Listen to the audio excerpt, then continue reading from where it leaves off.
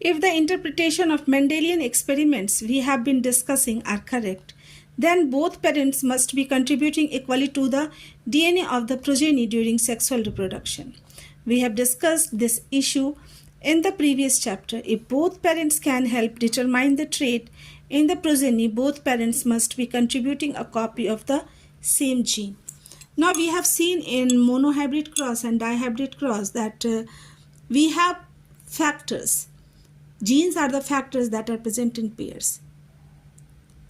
It is present in pairs in all cells of our body. And in the case of sex cells, the gametes transport these genes to the next generation. And how it gets divided, now we know that during law of segregation, the gametes separate and only the two gene pairs separate completely, and one gamete from the father side and one gamete from the mother side fuse to form an offspring. Now here we can say that both male and female gametes contribute equal amount of genetic material to the offspring. It means each trait is influenced by both paternal and maternal DNA.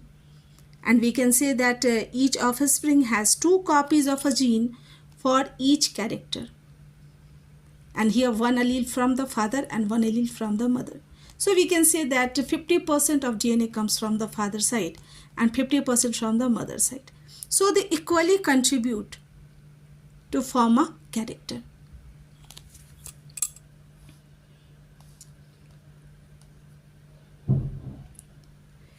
We have discussed this issue in the previous chapter. If both parents can help determine the trait in the progeny, both parents must be contributing a copy of the same gene. This means that each pea plant must have 2 sets of all genes, one inherited from each parent. For this mechanism to work, each germ cell must have only one gene set, and we know that we have 23 pairs of chromosome, in which 22 pairs are the autosomes, the normal body cells, which have the gene pairs, and only one pair is the sex cells, and these are haploid, means they contain only one set of chromosome, because after fertilization they will become a diploid cell.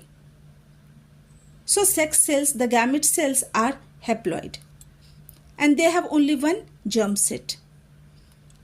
How do germ cells make a single set of genes from the normal 2 copies that all other cells in the body have? If progeny inherited